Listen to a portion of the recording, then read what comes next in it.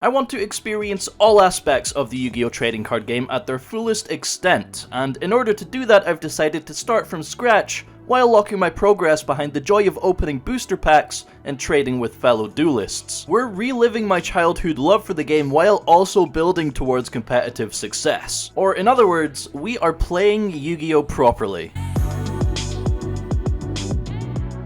Aye! Subscribe. Yu-Gi-Oh! Championship Series, London. This is the pinnacle of competitive TCG play. The best of the best travel from all over the world to compete in these events, and this is about to be the biggest ever YCS in all of Europe. We started with absolutely nothing, and now we take on the hardest challenge of all. Once again, we find ourselves at humble beginnings, and I don't know what it is, but there's always just something so exciting about starting from scratch. You know, picking up a new deck for the first time and not knowing exactly where your adventure is going to take you, it really just hits a spot, right? So our starting point for this brand new journey is 3 copies of the structure deck Alabaz Strike. Actually got our little trade binder started here as well. Look at that, man. It looks so good already. Oh my god! Oh! Yes, we are building Predaplant. Did manage to get all the Predaplant stuff we need. This does literally everything, man. This card is busted. Excellent. Got these in my deck. A DPE with Skill Drain, the Tier Zoo Killer. This card does like everything for the deck. Oh my god! No! I found out that Keeper of Dragon Magic as a normal summon can put out Dragoon before ever activating Branded Fusion. I thought this would be the perfect place to put this because exactly 1 year ago today, I uploaded the first episode of Playing Yu-Gi-Oh! Properly. We're ending it exactly 1 year from the start. So we're celebrating the first anniversary of Playing Yu-Gi-Oh! Properly, while Konami are celebrating the 6th anniversary of Duel Links, and they have kindly gifted me this beautiful, like this playmat looks incredible, very beautiful playmat to give away to one of you lucky fellas, as well as a pair of matching sleeves. I believe there's 100 in here, but I could be wrong. So thanks to Konami, you watching could be a lucky winner of both the playmat and the sleeves. All you gotta do is like the video, subscribe to the channel, and comment what your favorite part of the series has been, whether it be a trade, you know, any funny moments or anything like that. That's all you gotta do, and 1 week from now, we will select the winner and post that on the YouTube community tab. So yeah, thanks to Konami for the giveaway, and thanks to you for being here for the last year or 3, I guess. Alright, so after our mad dash of progress that you witnessed in the last episode, I think we're pretty much set for London. Our final actual opening was, of course, in the last episode. However, we do have our entry packs and all the packs that we accumulate at the YCS to open at the end of this episode today. This is going to be my second ever YCS, and honestly, I'm actually feeling surprisingly confident. We know our deck, we know the meta, we just need to perform and not get slapped with random floodgates. I do have one more trade to do before the event, but we can't do it until we get to London, so let's head out.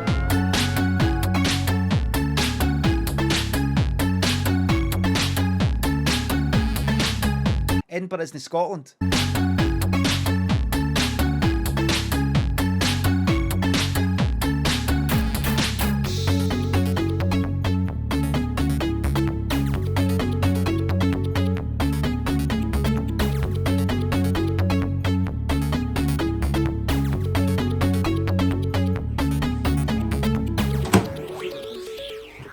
The oven don't work.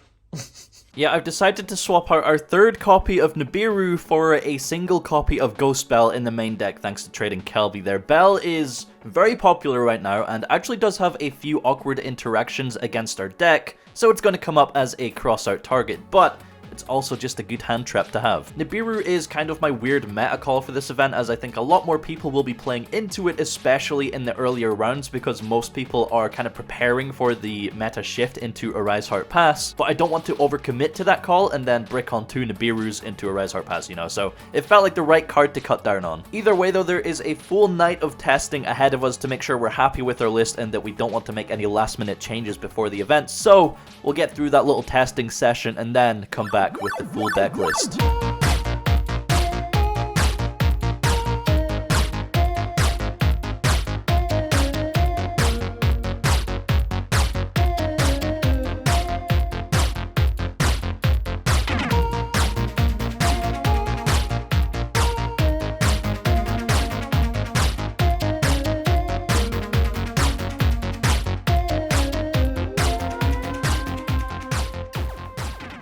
Alright, so we're looking at a 44 card main deck here, and the reason I went up to 44 was because I believe non-engine is going to be key at this event. Branded having such a heavy engine requirement and general lack of consistency means it's not the greatest of picks right now in that regard, but I've tried my best to build around it. So getting into our starters, we are of course still on the 3 keeper gang. I've seen a lot of people hate on this card without giving any genuinely thoughtful reasons, and I stand by my decision. The neg from the discard makes up for the advantage you gain through resolve the effect, and literally a quarter of the deck allows you to keep playing through an interruption on this card. You're summoning Dragoon before Branded Fusion if you're going through the keeper line, and therefore your opponent has to answer it or else they can't Ash your Branded Fusion. Moving on, of course, we have the instant fusion to go alongside it. Just 2 Aliber, giving us a total of 5 hard normal summons, which is still the optimal number for a 44 card deck. And then we have the 3 branded opening to go along with them. Foolish, you could argue, is technically a 6th normal summon, but has additional applications like dumping Adlib, Dark Magician, Cartesia, etc, so it's worth playing. And then 3 Branded Fusion rounds out our starters, and that's 13 total. In a 44 card deck, that's about an 85% chance of seeing at least one, which is also the same percentage of seeing a starter in the standard 40 card builds that play 12 starters. The difference being, in the standard build, every starter just gets you to a Branded Fusion, and therefore you have no way of protecting yourself from Ash on Branded Fusion. Moving on to engine requirements and whatnot, we of course have the 3 fusion deployment with Cartesia to dodge imperms, actually make somewhat of a board through interruptions, and set up things like Adlib. We are still running 2 Albaz. Kashtira aren't as much of a threat anymore, just typically banishing 3 off your deck to go for a Rise Heart, and we have a bunch of hand traps to prevent the larger combos from popping off, so 2 is fine. We of course also have the standard engine lineup of 1 Tragedy, 1 Ad Libitum, 1 Albion, 1 Mercurier, 1 Bestial Lubellion, and Dark Magician. And then we also have the 2 Predaplant bricks. You should only be playing this engine in place of Saronir and Retribution, otherwise you end up running too many bricks. Engine spells and traps, we have 1 branded Lost, 1 branded in red, and 1 branded Banishment. Banishment dominates the mirror match and acts as an out to silly things like Scareclaw Tryhard, but it also allows you to play through the odd Nibiru or Lava Golem. Kaijus are also very popular in the format right now as a sort of main deck counter to a Rise Heart Pass. At least a lot of lists are main deck in Kaijus, and so Banishment also plays around that by just reviving whatever gets Kaiju'd as if nothing happened. Finally, for our non-engine, we have a total of 14 slots. Now that could be 14 hand traps or a mix of hand traps and board breakers, but I am still playing the main deck Crossout and Called by the Grave. You could easily side deck the Crossouts in place of other non-engine. I know a lot of people don't like maining the Crossout. I wanted to maximize its value while also having a good percentage chance of opening a hand trap, so I've opted for 10 hand traps in total, which is a 75% chance of seeing at least one. So I've opted to go for 3 Ash Blossom, 3 Infinite Impermanence, 2 Nibiru, 1 Veiler, and 1 Ghost Bell. With a lot of people turning to going second cards and board breakers like Books, Evenly, Kaijus, etc., there's going to be a lot of FTK decks that try to take advantage of that, whether it be the 5 Zone Lock Kashtira, or Drytron, or Dark World.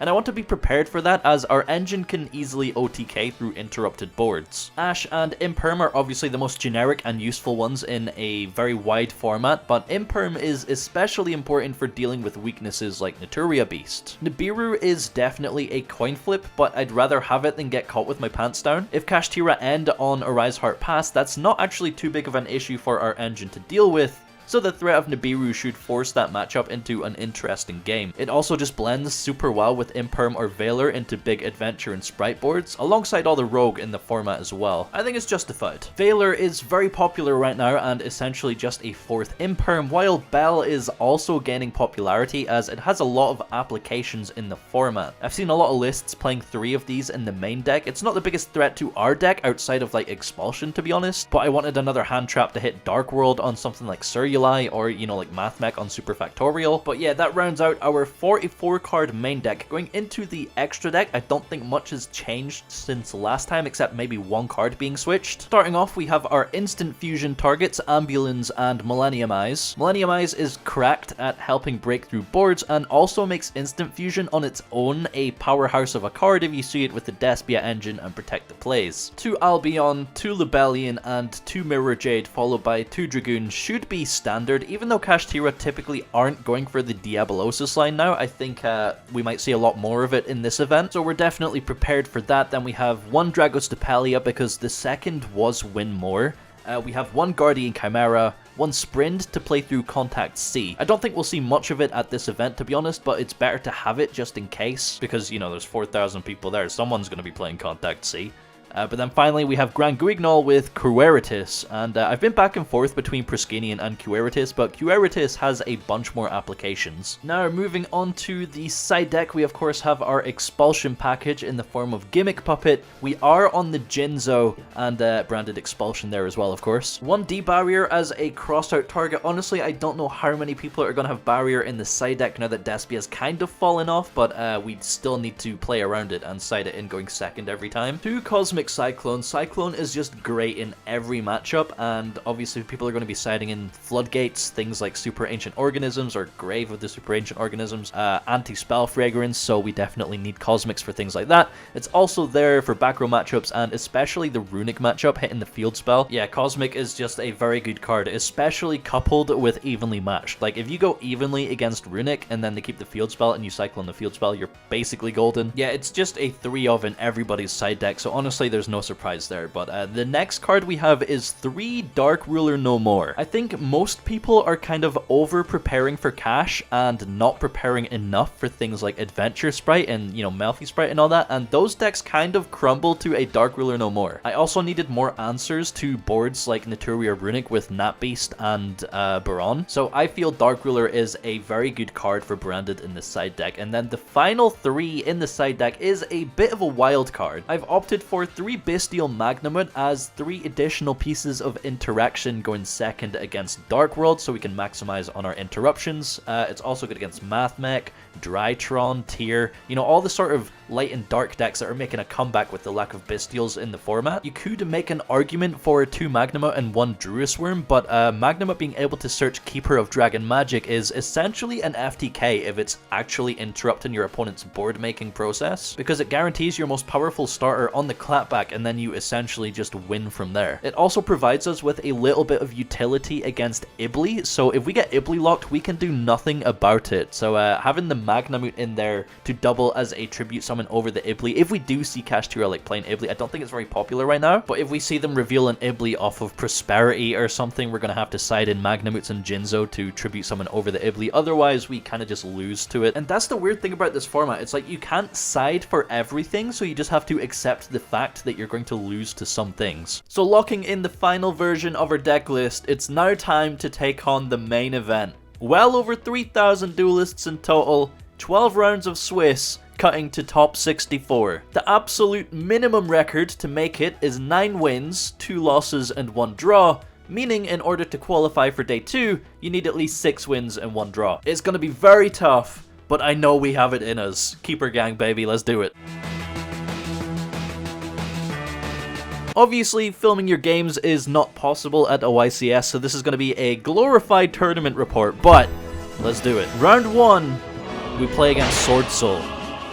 Sword Soul is of course a classic matchup, so I'm pretty happy to see that as the first round of the day because I don't have to use my brain as much, thankfully. We do win the dice roll, so we are going first, and there's nothing really out of the ordinary with this matchup. Literally, we went first, we set up our board, and they can't play through it. Game 2, they're going first, and we do open Nibiru, and they do play into it as well, so we Nibiru them, and they're able to go through some Tenyi lines after being Nibiru'd to still end on the big level 10 Synchro, the Sinister Sovereign Sword Soul thing. It's not a huge deal, but it's paired with Ash against us with a hand that can't play through the Ash, unfortunately, so they do take game 2. Game 3, we're going first, and we open Alibur plus Crossout Designator, so things are looking good. We normal summon Alibur, we get Branded Fusion, we activate Branded Fusion, they chain Ash, we chain Crossout Designator, baby.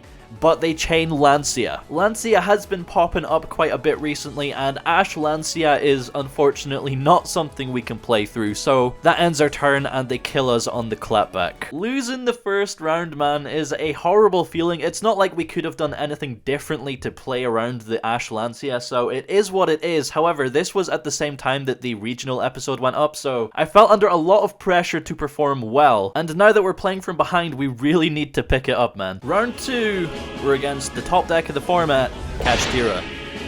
Thanks to Dragoon, Kashtira isn't actually that much of a threat to us, or at least Arise Heart isn't that much of a threat to us. Birth is a different story. Obviously, the 5 zone lock is a bit of a problem, and Mind Hacker is also a little bit of a problem, potentially banishing an Albaz off the top of the deck. That's why we play Nibiru and hand traps and things like that. But we win the die roll, so we're going first. Our only starter in hand is Alibur, so of course, normal summon Alibur, add Branded Fusion, activate Branded Fusion.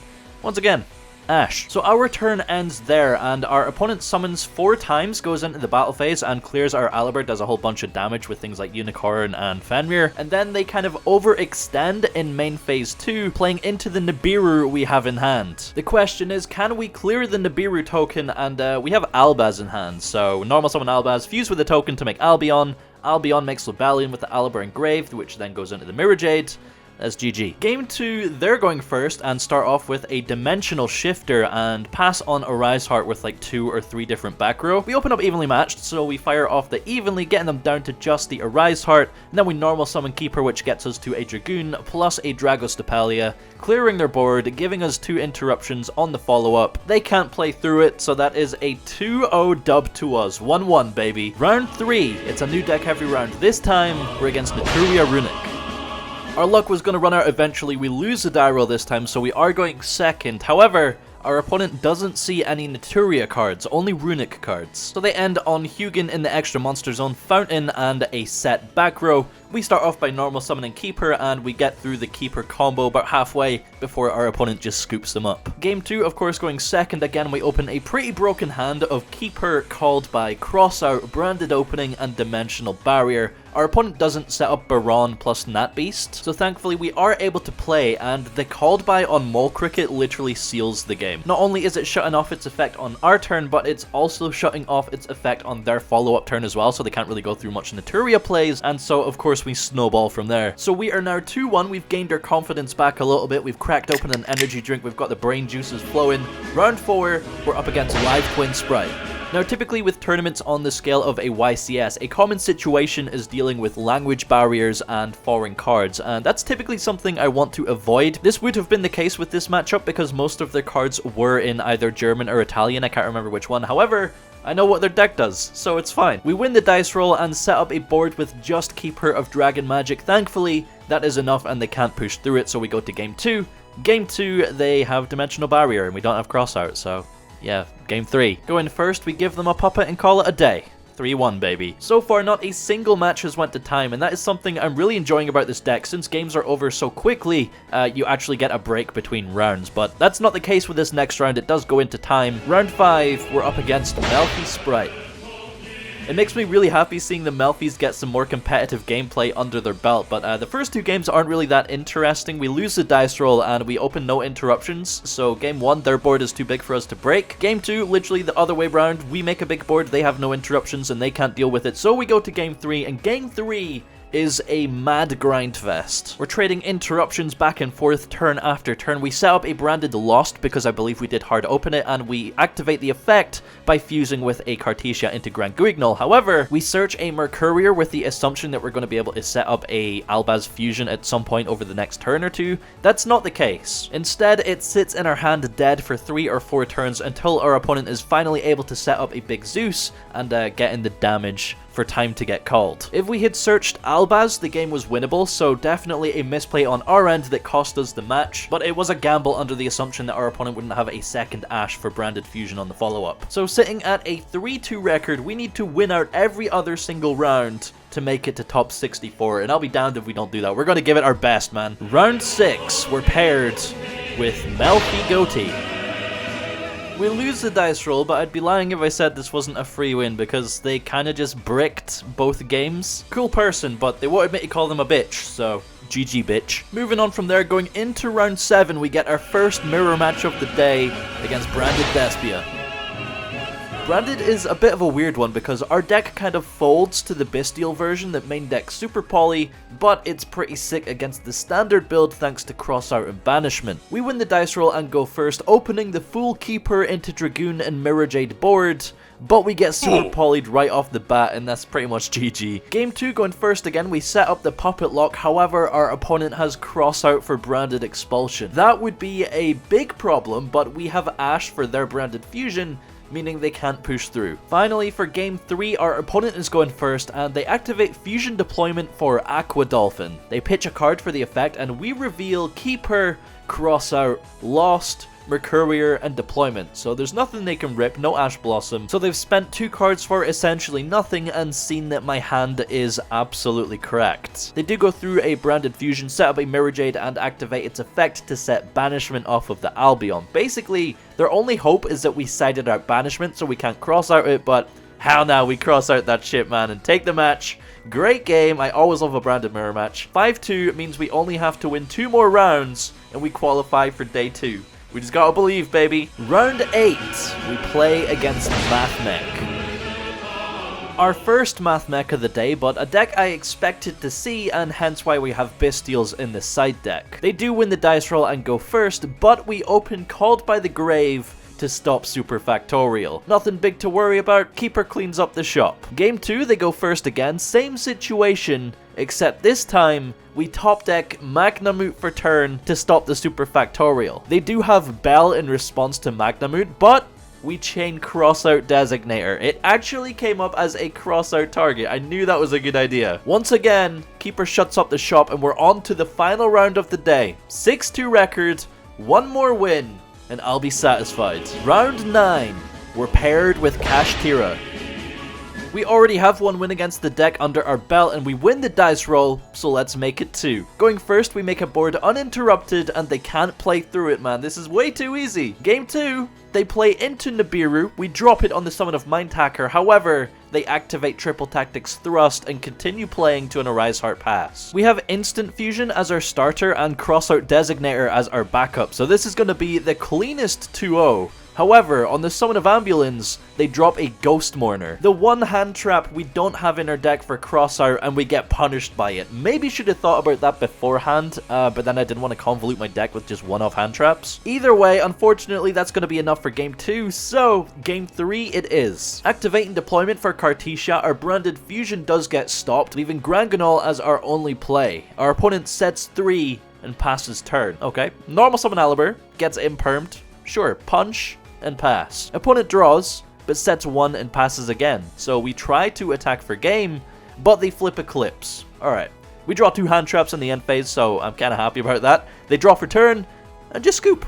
Not a Kashtira card in sight, and that's how we like it, baby. 7-2, we've qualified for day 2, and actually have a shot at topping the largest YCS in Europe. So happy, dude. Literally every time we opened Keeper, we've pretty much won the game, by the way. So absolutely best card in the deck, and we've seen it today too. Let's go. Whoo-wee. Alright, we have 1 night to get ourselves together and prepare for day 2. Out of everyone we came along with, I'm the only one that's made it, and I'm not looking forward to the even earlier start. 3 rounds to go. We need at least 2 wins and 1 draw for top 64. But honestly, I don't mind losing at this point because day 2 is a very nice achievement. Day 2 time. We're on the bubble. I don't know if it can be ours getting up. Alright, here we go. Round number 10. We get paired up, win the dice roll, and then it turns out there's a repairing. So we show our hands, and it turns out it was a mirror match, and we had Ash, Instant, Engine. We were gonna win, so, you know, repairing, unfortunate. After the repairing, we find ourselves at table 69, hell yeah, and we're playing against Kashtira. We lose the dice roll, but our opponent chooses to go second, which is a very interesting choice, and we open up a hand of Fusion Deployment, Ash, Branded Opening, and Called By, so we should be gaming. We start off with Fusion Deployment, summoning out Cartesia, and then we go for Branded Opening, discarding Ash to summon Aliber. Activate Aliber effect, and our opponent chains Gamma. This is a very awkward situation. We could Ash the Gamma, but it would stay in hand and then just negate the next effect. We could chain Cartesia to at least have a Grand Guignol set up to dump Albion for a Branded and Red play. There's options, but I'm not sure which is correct. I figure out the line I want to go with. Chain Ash to the Gamma, so we search Branded Fusion, then activate Branded Fusion, dumping Tragedy for Lubellion. That way we can chain block the Fusion effect and guarantee Mirror Jade access. Tragedy searches for a follow-up Aliber, we activate Cartesia effect, and that doesn't get gammed, so we summon Grand Guignol and dump Albion, but the end phase effect of Albion does get gammed. So, we have a board of just Mirror Jade and Grand Guignol, but our opponent seems to be struggling a little bit. They're kind of hesitating, looking a bit frustrated. They summon 2 Kashtiras, but eventually just scoop and go to game 2. We take those, I suppose. So game 2, we're going second, and we open both Nibiru and evenly matched. So I'm feeling extremely confident. They activate Prosperity and add Sky Striker Eagle Booster, which is a very interesting choice. I don't think they revealed many good cards, but okay. Make their way to RevzCards and pass with 1 back row, which is most likely the Eagle Booster. So literally, both Nibiru and Evenly are dead. Great. We fire off Branded Fusion, which does get ashed, but we have cross out for the ash, banishing Dark Magician and Albaz to go for Dragoon, but Lubellion gets hit with Bell, which is unfortunately gonna seal it. Game 3, we're going first. We open Fusion Deployment with Aliber, and our opponent has no interruptions. This is gonna be the freest puppet lock of all time, so we do exactly that. Set up the live Mirror Jade, the Expulsion, the Gimmick Puppet, the Grand Guignol. We're feeling good. So we pass to them and slap the puppet on their board with Expulsion in the draw phase, and they proceed to set 3 back row and pass it back to us. Alright, we're going for game here. End phase, we're going to go Mirror Jade, banish the puppet with Albion, and then Albion search a Branded Fusion for follow-up so we can go for Dragoon. Draw for turn. All we need to do is get Dragoon out and that's game. But in response to Branded Fusion, our opponent flips Rivalry. We have Mirror Jade, Bestial, Lubellion, and Albaz on the field, so it's a choice between Worm and Dragon, but I have a line for lethal if we keep Dragons. So sending Mirror Jade to the grave, we dump materials for Lubellion, and trigger Lost to search for Albion. Albion sending a branded spell from hand to grave, special summons itself, and as we're going in for game, Scareclaw Kashtira with its fat 2600 booty hits the board, followed by our eventual demise as we're now locked under Rivalry with no interruptions. Honestly, kudos to the opponent siding in Floodgates going second, expecting the puppet lock. I never would have expected that, but it hurts to know that going for a standard Mirror Jade Chimera play instead of the puppet lock likely would have had a better chance at winning the game. So we're 7-3, and that means we have no chance at top 64. I mean, I could play out the last 2 rounds and go for a 9-3 record, but I'm way too tired for that. Our tournament ends here, and our opponent actually went on to top 32, so I'm not disappointed at all. This was an absolutely incredible YCS. It was great meeting all of you who recognized me, and all round just makes you realize how great the big tournament experience can be. Also, shout out to Eldin Siddiqui, who actually made it to top 64 playing the Keeper build, which just goes to show that Keeper is not a bad card for the deck. But yeah, after that we dicked about with some side events, giving us a nice little chunk of prize packs to open for the last time here on Season 1 of Playing Yu-Gi-Oh! Properly. Let's get some goo! Well, here we are with the post-YCS spoils. Gotta say, very, very happy with their performance. You know, making day 2 at one of the biggest, well, the biggest European YCS is a huge achievement for me. Looking forward to eventually getting that YCS top under the belt. But here we have 18 packs in total for all the side events, you know, participation, entry. Oh, we also have, of course, the beautiful mat you're seeing in the background, but we got a coin and a field center as well here. So we have the participation field center there for the 250th YCS, and I actually got a Dark Magician silver coin, which is kind of cool. They were handing out gold ones as well, like, you know, every so often, but yeah, we weren't lucky enough to get a gold Dark Magician coin. We got the silver, but that's fine. Still looks nice. But yeah, with this being the finale, we don't really need to pull anything specific out of these packs. It's literally just value for me in the end. But it's funny because we could pull like Starlight Mirror Jade, Starlight Cartesia, Ulti Albaz, Ulti Aliber.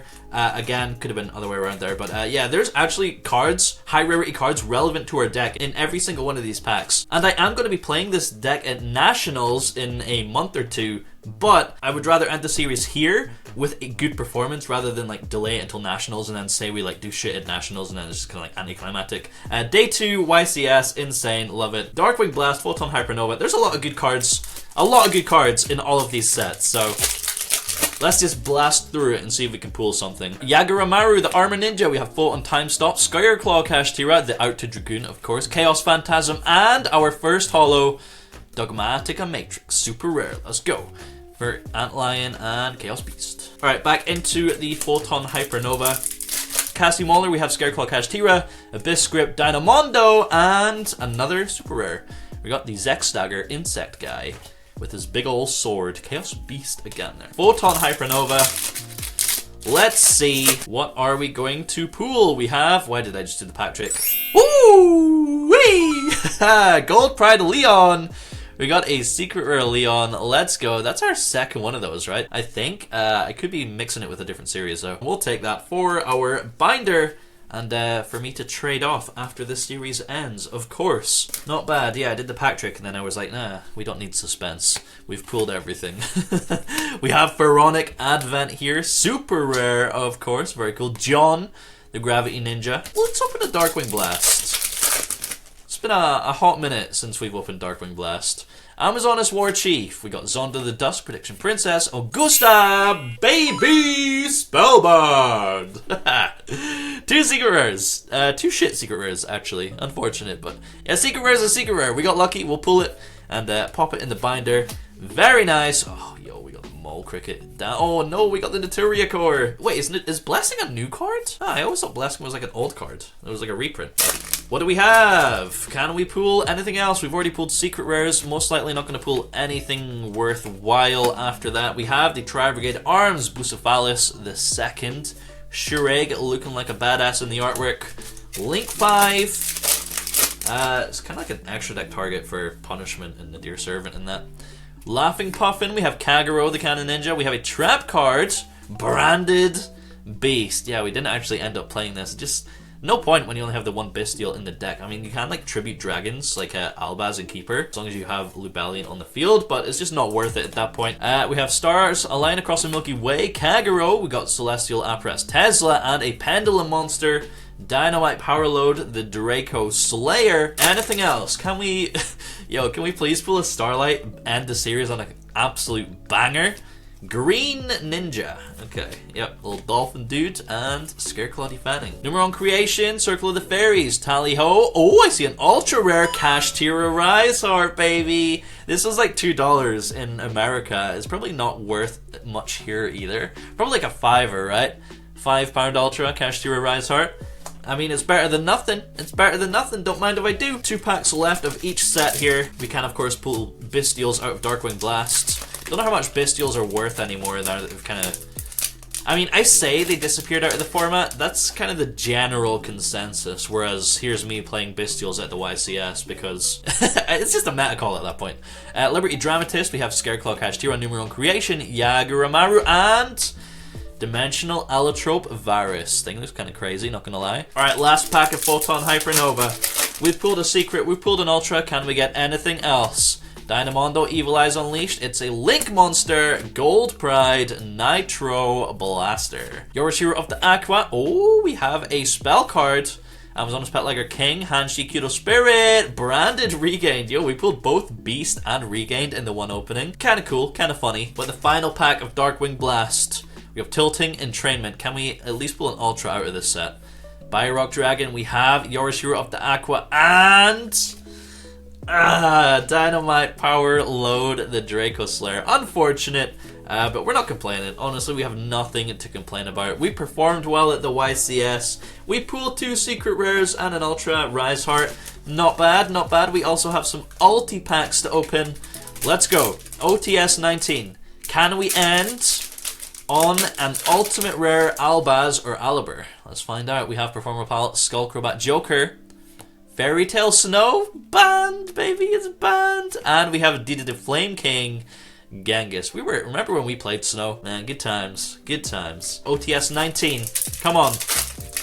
Give us an ulti. We have Symph Amplifier, Heroic Champion, Excalibur, and Trap Eater, super rare. Dude, how long ago was this set? I don't remember these cards. The Trap Eater and I kind of remember the Genghis. I think we pulled one earlier on in the series, but Trap Eater? I do not remember this getting a super rare printing. Alright, well, OTS 20. Here we go. Naturia Marin. We got the little fluff ball. Ninjutsu Art of Duplication and Neko Main King. We pulled that one and traded it off. Final pack. Come on. Come on, dude. If we pull an ulti, it would just be so iconic. Okay, we have Naturia Sacred Tree to go alongside the other Naturia stuff we pulled. It's not an ulti. It's not an ulti. We have Amazonis, Shamanism, and a Synchro Morphtronic Earphone Holo Printing. Okay, 2 secret rares. Can't complain. Honestly, 4 packs. There was only like a 25% chance of actually pulling an ultimate rare out of 4 packs. It wasn't gonna happen. But that is our final opening of the series. I guess we can now go and pop these in the binder, take one final look, and then conclude what has been an incredible journey, honestly. Here we go, the final look at our trade binder for this series. All of the leftover bits and pieces from our journey. 3 structure decks, all the way to a 3,000 man Day 2 YCS performance. It's been a heck of a ride, and every time we do something like this, I just fall in love with the deck we play. I am going to be continuing playing Branded into Nationals, so expect similar sort of progression content to this series on the channel leading up to that. Thanks for sticking with me on another epic adventure, and until the next one, adios. Who care for the world now? Rest with me, close to curtains, brew some herbal tea. Reach out for me, take my hand and lead even when I disagree. Oh, how I love when it rains outside, and it's okay to slow